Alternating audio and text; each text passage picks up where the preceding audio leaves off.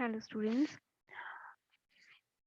in today's video we will discuss last part of this chapter.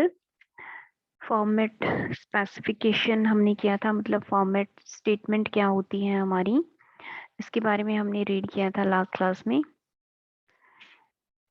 And edit descriptors means totally जो format statement के part थे दो, हमने वो discuss किए थे. और मैंने कहा था कि जो हमारा नेक्स्ट पार्ट होगा उसमें हम क्या चीज डिस्कस करेंगे, आपकी जो आपने एडिट डिस्क्रिप्टर्स रीड किए हैं न्यूमेरिकल डाटा के लिए, उनको हम वन बाय वन एक्सप्लेन करेंगे. And that comes under the part format specifiers. Specifier का मीनिंग सिंपल है कि आप किस पैटर्न में किसी पर्टिकुलर वेरिएबल डाटा टाइप को फॉर्मेटिंग के लिए रिप्रेजेंट करते हैं.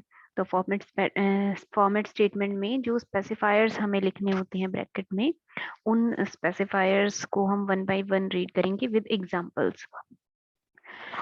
तो नॉर्मली जो आपकी न्यूमेरिकल डाटा टाइप्स हैं या न्यूमेरिकल क्वांटिटीज हैं, that can be specified in 5 different forms. तो जो 5 डिफरेंट फॉर्म्स हैं, जो कि इंटीजर होता है आपका, रियल नंबर्स होते हैं, real in fractional form, real in exponent form, and then character variables. ये सभी चीजें हमने वन बाय वन डिस्कस करनी है आपकी. तो सबसे पहला हमारा क्या आता है आपका, इंटीजर्स. तो इंटीजर डाटा टाइप मतलब कि हमारा जो वेरिएबल है, उस वेरिएबल का नेचर अगर कैसा हो, इंटीजर हो, और उसे हमें फॉर्मेट करना हो, तो वो हम क्या कैसे यूज करते हैं. डाटा फील्ड जो हमने वेरिएबल बताया, अभी वेरिएबल नेम, उसी वेरिएबल नेम को ही हम यहाँ पे डाटा फील्ड कह रहे हैं कि if a data field is in integer mode, it is specified by using the code. किसकी हेल्प से हम उसको स्पेसिफाई करते हैं, फिर ये जो हमने यहाँ पे सिंटेक्स लिखा हुआ है, इस सिंटेक्स की हेल्प से हम इंटीजर डाटा टाइप को फॉर्मेट स्टेटमेंट में स्पेसिफाई करते हैं. आर, कैपिटल आई और डब्ल्यू, जिसमें जो भी आपके सिंबल्स थे, इनका वही मीनिंग है जो हमने लास्ट क्लास में किया था. आपका क्या क्या इसमें मीनिंग थे. आर क्या था वहां पे, repeat factor, how many times the integer is to be repeated. तो आपके मान लीजिए आपके प्रोग्राम में 5 वेरिएबल्स हैं, और उन 5 की सभी की जो वैल्यू है, डाटा टाइप है, वो इंटीजर है. तो यहाँ पे आप उसको 5 टाइम्स रिपीट कराना चाहते हो, तो या तो आप बगैर रिपीट आर के लिखिए 5 टाइम्स इसको, या फिर अगर सबकी विड्थ सेम है तो हम रिपीट जो फैक्टर है उसकी हेल्प ले सकते हैं. तो R represents repeat factor. Capital I जो है वो किसको इंडिकेट कर रहा है, आपका इंटीजर डाटा टाइप को रिप्रेजेंट कर रहा है कि आपका जो भी वेरिएबल है वो किस तरह का है, इंटीजर नेचर का आपका वेरिएबल है. And W is the number of columns to be occupied by the data with sign. ठीक है. इन केस अगर आपका जो डाटा टाइप है वो नेगेटिव इंटीजर है, इंटीजर्स क्योंकि पॉजिटिव भी हो सकते हैं और नेगेटिव भी हो सकते हैं, तो विड्थ में आपका क्या आएगा, जो नेगेटिव का सिंबल आपने लगाना है वो भी आपका विड्थ में ही इंक्लूडेड होता है. जैसे -11 है, तो -11 इट मीन्स 3 डिजिट्स, -1 और 1, आपको उसको लिखने के लिए 3 कॉलम्स की जरूरत पड़ेगी. तो जो आपका साइन होता है इंटीजर का, वो साइन भी आपका इस विड्थ में ही इंक्लूडेड होता है. और आप अपने वेरिएबल की वैल्यू उतने ही कॉलम्स में लिख सकते हो जो आप यहाँ पे स्पेसिफाई करोगे. अब इसका कुछ एग्जांपल्स देखते हैं. ये देखिए आपका कोई प्रोग्राम है, उस प्रोग्राम का पार्ट है ये यहाँ पे, तो वहाँ पे हम रीड करवाना चाह रहे हैं. रीड स्टेटमेंट मतलब कि इनपुट स्टेटमेंट में हम ये चीज यूज कर रहे हैं. तो रीड स्टार कॉमा 11. अगर 11 यहाँ पे क्या है, आपका स्टेटमेंट का लेबल है, फॉर्मेट स्टेटमेंट का लेबल. हम फॉर्मेट स्टेटमेंट की मदद अगर नहीं लेते तो हम 11 की जगह पर भी स्टार लगाते.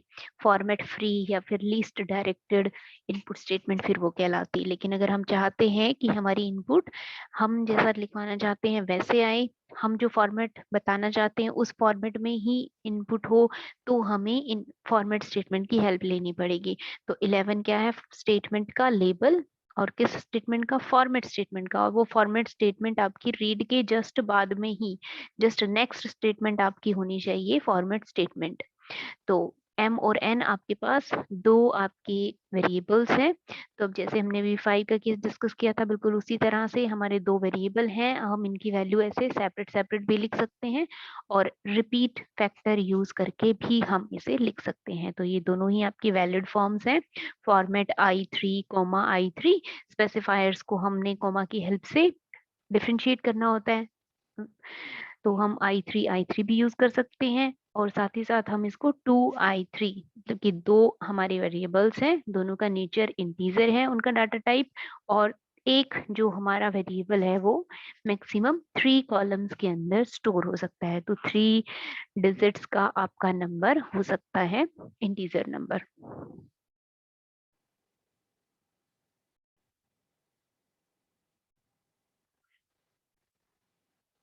नेक्स्ट जो हमारा डाटा टाइप है, रियल डाटा टाइप, मतलब कि जो नॉर्मली यूज होते हैं, हमने वही वही डिस्कस करने हैं आपके। तो रियल आपके दो तरह से हमने रीड किए थे। रियल आपके फ्रैक्शनल नंबर्स भी हो सकते हैं फ्रैक्शनल फॉर्म में, या फिर एक्सपोनेंशियल फॉर्म में भी हो सकते हैं। तो पहले हम क्या देखेंगे, फ्रैक्शनल फॉर्म को हम कैसे रिप्रेजेंट करते हैं। A real number in fractional form is specified by using the code. कौन सा कोड यूज करके हम रियल डाटा टाइप को रिप्रेजेंट करते हैं, आर। आर किसको रिप्रेजेंट कर रहा है, रिपीट, रिपीटिशन के लिए हम आर यूज कर रहे हैं। कैपिटल एफ, आप मतलब इसका मतलब है कि आपका जो भी वेरिएबल है उस वेरिएबल की वैल्यू कैसी है, फ्रैक्शनल रियल वैल्यू है। डब्ल्यू विड्थ को ही रिप्रेजेंट कर रहा है, और क्योंकि फ्रैक्शनल और डेसिमल रियल नंबर को आप रिप्रेजेंट करना चाहते हो, इसलिए पॉइंट डी, कि कितने सिग्निफिकेंट डिजिट होने चाहिए डेसिमल के बाद में। तो पॉइंट डी आपके number of significant digits after decimal, इसको रिप्रेजेंट कर रहा है।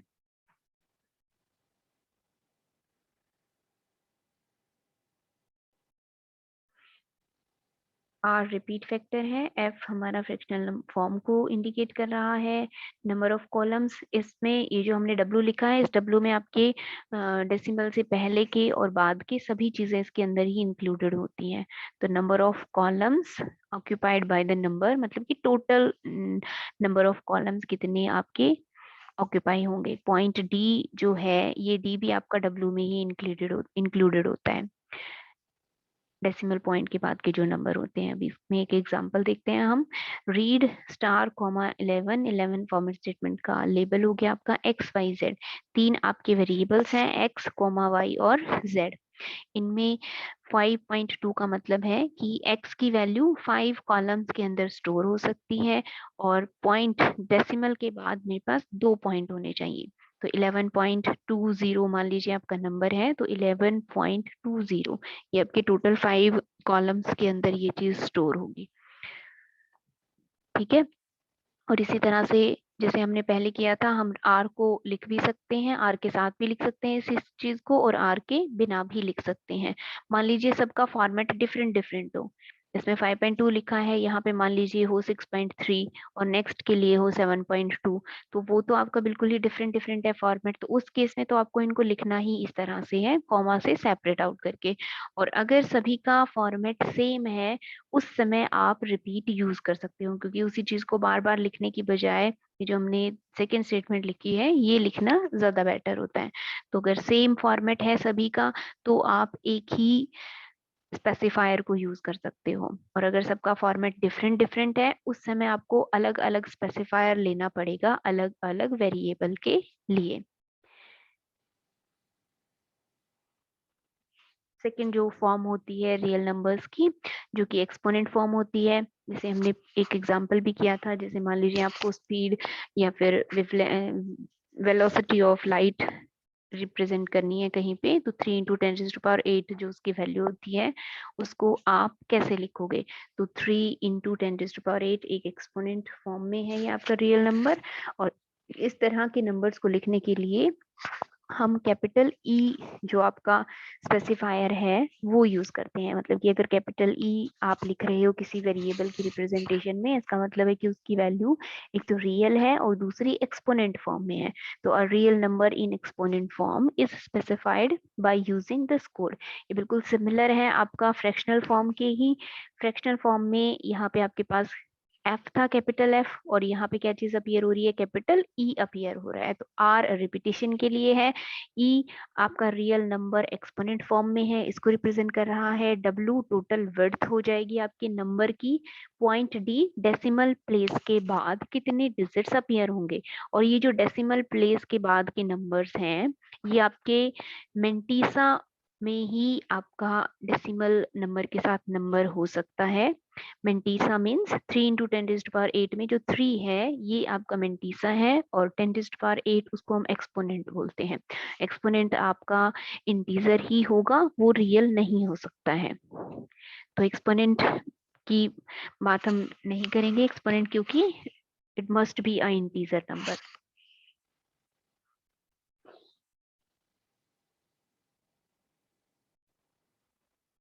सिंबल्स का मीनिंग बिल्कुल वही है जो मैंने बताया आपको। ई एक्सपोनेंट फॉर्म को रिप्रेजेंट कर रहा है, आर और डब्ल्यू रिपीटिशन और विड्थ को, टोटल विड्थ। डब्ल्यू जो है वो आपका आपके नंबर की टोटल विड्थ, मतलब कि टोटल कितने कॉलम्स आपके आएंगे, उसको रिप्रेजेंट करता है। एंड स्मॉल डी क्या है हमारा, number of digits appears to the right of decimal point in the mantissa part of number. तो सिर्फ मेंटीसा में आपके डेसिमल के राइट साइड में कितने डिजिट्स अपीयर होंगे उसको रिप्रेजेंट करती है डी की वैल्यू एक्सपोनेंट फॉर्म में। अब मान लीजिए ये आपका एक नंबर है, ये यहाँ पे इसको हमने मैथमेटिकल फॉर्म में लिखा हुआ है 125.15 इंटू में 10⁻12। ठीक है, तो 10⁻12 में आपका 12 तो एक्सपोनेंट है, और ये जो पार्ट आपका लिखा हुआ है क्रॉस से पहले 125.15 ये मेंटीसा को रिप्रेजेंट कर रहा है। तो डेसिमल के बाद ये जो 2 डिजिट्स आपको दिखाई दे रही है ना, तो ये डी को रिप्रेजेंट कर रही है, इसकी हेल्प से आप डी लिखोगे। और ये आपका एक्सपोनेंट फॉर्म में आपका कोई भी नंबर है वो सिंपल लिखा हुआ है, ये आपका, ये इसकी फोर्ट्रान रिप्रेजेंटेशन नहीं है कि भाई आप फॉर्मेट स्पेसिफायर में इसको कैसे लिखोगे। तो हम किस तरह से लिखेंगे इसे फॉर्मेट स्पेसिफायर में, जैसे यहाँ पे आपकी वेरिएबल का जो नेम था, डाटा टाइप का नेम वो p था, तो हमने ले लिया रीड p। तो read star comma 20 p, p variable name है जिसकी वैल्यू हमें एक्सपोनेंट फॉर्म में स्टोर करनी है। तो इसके बाद हम फॉर्मेट स्टेटमेंट लेंगे। यहाँ क्या लिखा फिर हमने, e रिपीट, क्योंकि एक ही आपका वेरिएबल है तो इसके लिए आपको रिपीटिशन की जरूरत नहीं है, तो r आपका नहीं अपीयर हो रहा है। कैपिटल E 9.2, 9 आपकी टोटल विड्थ है, दैट इज 1 2 3 4 5 6 7 8 9। तो ये 9 आपको दिखाई दे रहे हैं कि इतने नंबर ऑफ डिजिट्स हैं, तो ये आपकी टोटल नंबर ऑफ कॉलम्स को रिप्रेजेंट कर रहा है 9। और 0.2 मेंटीसा में डेसिमल के बाद आपके 2 डिजिट्स आने चाहिए। 2 से ज्यादा डिजिट्स अगर होंगे तो भी आपके 2 ही डिजिट्स अपीयर होंगे अगर आपने 0.2 लिखा है तो। ठीक है, अगर फॉर्मेट में आप 0.2 लिख देंगे तो चाहे बेशक यहाँ पे कितने भी डिजिट्स प्रेजेंट हो, यहाँ जब आप कंपाइलर जब उसे रीड करेगा तो वो 2 ही प्लेसेस तक उसकी वैल्यू रीड करेगा। ठीक है, तो इस तरह से हम रिप्रेजेंट करते हैं किसी रियल नंबर को एक्सपोनेंट फॉर्म में। और बिल्कुल इसी तरह से आप डबल प्रिसिशन और जो आपके रियल जनरल नंबर्स थे उनको भी एक्सप्लेन कर सकते हो। सिर्फ जैसे यहाँ पे f की जगह पे e अपीयर हो रहा है, यहाँ पे कैपिटल D आ जाएगा डबल प्रिसिजन वाले नंबर्स के केस में। और अगर जनरल फॉर्म है, जनरल फॉर्म में लिखना है आपने किसी रियल नंबर को, तो यहाँ पे आपका कैपिटल G आ जाएगा। बाकी की एक्सप्लेनेशन आपकी वही सेम रहेगी जो हमने यहाँ पे की। ठीक है, अब लास्ट में हमारा क्या चीज रहेगी आपकी, कैरेक्टर डाटा टाइप रहेंगे कि कैरेक्टर डाटा टाइप को हम कैसे फॉर्मेट करते हैं या कैसे उसकी फॉर्मेटिंग करते हैं, स्पेसिफाई कैसे करते हैं कैरेक्टर्स को। तो वो बिल्कुल किसके जैसी होती है, जैसे हम इंटीजर्स लिखते हैं बिल्कुल उसी तरह से हम किसी कैरेक्टर वेरिएबल को रिप्रेजेंट करते हैं। Formatting of a character variable is similar to that of an integer. Character string are read using capital A. Capital A जो सिंबल है आपके कैरेक्टर वेरिएबल्स के लिए जो यूज किया जाता है वो आपका कैपिटल ए होता है। और कैसे हम लिखते हैं उसको, ए रिप्रेजेंट कर रहा है कैरेक्टर टाइप को और डब्ल्यू है आपकी टोटल विड्थ, कि आपका जो भी कैरेक्टर वेरिएबल है उसकी जो विड्थ है, मतलब कितने कॉलम्स यूज करने हैं आपने उसको लिखने के लिए, उसे यूज कर रहा है, उसे रिप्रेजेंट कर रहा है W। तो A indicates character format and W is the total worth of field character output. तो जो भी आपकी आउटपुट है वो कितने कॉलम्स में स्टोर होगी उसको रिप्रेजेंट कर रहा है आपका W। एग्जाम्पल, इसको हम दो तरह से यूज कर सकते हैं अपने प्रोग्राम में इसकी फॉर्मेटिंग को। एक तो सिंपल, जैसे अभी भी आपने ये जो चीज डिस्कस की है, एक तो बिल्कुल इसी तरह से हम लिख सकते हैं, और दूसरा एरेज को यूज करके भी हम इसे लिख सकते हैं। तो एरे जो है वो हम आगे की क्लास में रीड करेंगे कि बेसिकली एरे होता क्या है। यहाँ पे अभी जो एक एग्जांपल करेंगे है ना, उसी को आपने समझना है कि हम किसको एरे कह रहे हैं। मतलब जब हमें एक सेट ऑफ वेरिएबल्स को रीड करवाना होता है वन बाय वन, तो हम उसके लिए एरेज यूज करते हैं। ठीक है, तो सबसे पहले हम देखते हैं कि सिंपल फॉर्मेट में हम कैसे यूज करते हैं इसको। बी आपका कोई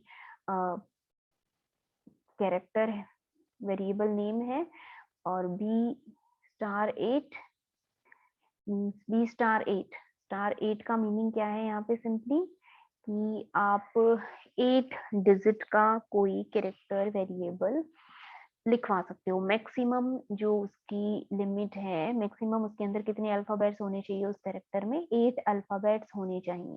तो एक मैंने डायमेंशन की आपको बात की थी, तो ये आपकी एक तरह से बी की डायमेंशन को रिप्रेजेंट कर रहा है कि बी में मैक्सिमम 8 अल्फाबेट्स हो सकते हैं। ठीक है, तो आप अपने पहले तो अपने प्रोग्राम में जो आप शुरुआत में चीजें डिफाइन करते हो, तो ये तो वो स्टेटमेंट है आपकी कि बी आपका कोई डाटा टाइप है जिसका नेचर कैसा है, कैरेक्टर, और इसके साथ हमेशा ही ऐसे डायमेंशन दी हुई होती है। तो डायमेंशन देने का मतलब क्या होता है कि आप मैक्सिमम कितने अल्फाबेट्स का वर्ड लिखवा सकते हो। तो मैक्सिमम हम 8 अल्फाबेट्स का वर्ड लिखवाना चाहते हैं, या फिर 8 अल्फाबेट की कोई वैल्यू हम स्टोर करना चाहते हैं बी में। ठीक है, अब इसमें 8 लिखा है, इसका मतलब ये नहीं है कि सिर्फ 8, 1 2 3 4 अप टू 8 अल्फाबेट्स तक हम कोई भी नेम रीड करवा सकते हैं या फिर लिखवा सकते हैं बी की जगह पे। तो इसके लिए हम क्या स्टेटमेंट इनपुट अगर हमें कराना है, तो रीड स्टार कोमा 10। मान लीजिए आपको नाम ही लिखवाना है बी की जगह पे, नेम्स के लिए आपने भी यूज किया है, तो जो फॉर्मेट स्टेटमेंट है उसमें आप क्या लिखोगे, फॉर्मेट। बी आपका कैसा है, कैरेक्टर डाटा टाइप है, तो उसके लिए हमें क्या यूज करना होगा, कैपिटल ए। ठीक है, कैपिटल ए 6 को उसको रिप्रेजेंट कर रहा है, विड्थ को रिप्रेजेंट कर रहा है। अब आपने इसको ओवर रूल कर दिया। पहले आपने कहा कि मैक्सिमम 8 कॉलम्स हो सकते हैं, अभी आपने फॉर्मेट स्पेसिफायर यूज कर लिया, और फॉर्मेट स्पेसिफायर में आपने क्या कहा, मैक्सिमम जो कॉलम्स हैं वो कितने यूज कर सकते हैं आप लिखने के लिए, 6 कॉलम्स यूज कर सकते हैं। तो आप सिर्फ और सिर्फ 6 कॉलम में ही लिख पाओगे, चाहे बेशक आपने ऊपर 8 डिफाइन किया है। यहाँ पे अगर आपने फॉर्मेट डिफाइन कर दिया है, तो फॉर्मेट के बाद आप सिर्फ और सिर्फ 6 कॉलम्स ही यूज कर पाओगे बी की वैल्यू लिखने के लिए, 7th और 8th कॉलम यूज आपका नहीं होगा। ठीक है, और ये आपका कोई डाटा है श्याम, ये जिसमें कि 5 आपके अल्फाबेट्स हैं, तो 5 अल्फाबेट्स का ये जो भी वर्ड है ये आपका स्टोर हो जाएगा बी की जगह पे, जब आप इसको रन करोगे उस समय जब आप टाइप करोगे। ठीक है, तो 6 तो हो सकता है, लेकिन 8 नहीं लिखवा पाओगे इस फॉर्मेट स्टेटमेंट को यूज करने के बाद। इसी तरह से हम एरे का यूज करके भी किसी कैरेक्टर वेरिएबल को लिखवा सकते हैं, प्रिंट करवा सकते हैं। तो उसमें हमने देखिए वहां पे आपने इसको कैसे डिफाइन किया था, सिंपली डिफाइन किया था B*8, ऐसे उसकी डायमेंशन डिफाइन की थी। एरेज में जब हम चीज लेते हैं तो उसमें हम इस तरह से डिफाइन करते हैं। आपने मैथ्स में कोई प्रॉब्लम सॉल्व करी होंगी, जैसे मान लीजिए आपको सम ऑफ सीरीज निकालना है, उस सीरीज में आपके पास 100 नंबर्स हैं, तो आप उनको इस तरह से लिखते हो x1 x2 x3 up to x100। तो ये जो x1 x2 x3 लिखा, तो ये उसी तरीके की वैल्यू है आपकी A1, A2, A3, A5 का मतलब है कि मैक्सिमम 5 डिजिट्स की वैल्यू आप रिप्रेजेंट करना चाहते हो। तो 5 डिजिट की वैल्यू रिप्रेजेंट करनी है, इसलिए A5 लिया है। ये आपके मैक्सिमम को रिप्रेजेंट कर रहा है, जो चीज आपने ब्रैकेट में लिखी है। ठीक है, कि A की जो वैल्यू होगी वो मैक्सिमम क्या हो सकती है, 5 अल्फाबेट तक हो सकती है। अब फिर से आपने रीड स्टेटमेंट यूज की *10 आई की वैल्यू कहाँ से कहाँ तक जानी है, 1 से लेके 5 तक वेरी करनी है। तो A1 लिखोगे तो आपका पहला अल्फाबेट स्टोर होगा, A2 लिखोगे तो second alphabet, A3 third alphabet, A4 fourth and A5 fifth alphabet. इस तरह से 1 बाई 1 आपका जो वर्ड है वो बनाएंगे आप इस तरह से। ये एक सिंपल एग्जांपल है। आपके कॉम्प्लेक्स एग्जांपल्स होते हैं या कॉम्प्लेक्स प्रॉब्लम्स होती हैं जिनमें हम एरेज यूज करते हैं। तो ये तो सिर्फ 5 डिजिट्स हैं, मतलब बहुत लार्ज नंबर ऑफ डिजिट्स अगर हो या लार्ज नंबर ऑफ टर्म्स हमारे पास होती हैं, वहां पे हम एरेज यूज करते हैं। ठीक है, अब यहाँ पे सभी जो है आपके एक ही तरह के वैल्यूज होंगे। A1 में भी आपका कैरेक्टर आएगा, A2 में भी, A3 में भी। तो आप यहाँ पे रिपीटिशन यूज कर सकते हो कि 5 टाइम्स आप AI की वैल्यू रीड करने वाले हो। और जैसे मैंने आपको बताया, अगर डाटा आपका ये है श्याम, तो A1 की जगह पे S स्टोर होगा, A2 की जगह पे H स्टोर हो जाएगा, A3 की जगह पे Y, A4 की जगह पे A एंड A5 की जगह पे M स्टोर हो जाएगा। और जो आपकी वैल्यू होगी रीड, वो ये जो नाम है ये रीड हो जाएगा। तो आप मैक्सिमम 5 डिजिट्स या 5 अल्फाबेट्स का वर्ड आप टाइप करवा पाओगे इस तरह की स्टेटमेंट की हेल्प से। और मिनिमम आपका 1 से लेके 5 ये पॉसिबल हो सकता है। ठीक है भाई, तो इस तरह से हम फॉर्मेटिंग करते हैं। ये चीज हमने पिछली क्लास में भी एक बार देखी थी। तो इसको अगर आपसे स्पेशली अलग से पूछा जाता है फॉर्मेट स्पेसिफायर्स क्या होते हैं, तो वहां पे आपको 1 बाई 1 इनको ऐसे एक्सप्लेन करना होगा एग्जाम्पल के साथ। ठीक है, इसके जस्ट बाद हम आपके कंट्रोल स्ट्रक्चर्स शुरू करेंगे, जो कि बेसिक कंट्रोल स्ट्रक्चर्स आप यूज करते हो। तो यहाँ हम कौन कौन से कंट्रोल स्ट्रक्चर्स यूज कर सकते हैं वो चीज हम सबसे पहले देखेंगे। ठीक है, पहले आप पढ़ चुके हैं कंट्रोल स्ट्रक्चर्स के बारे में, तो उन्हीं कंट्रोल स्ट्रक्चर्स को अब आपने डिटेल में रीड करना है कि कौन सी स्टेटमेंट्स हम यूज करते हैं।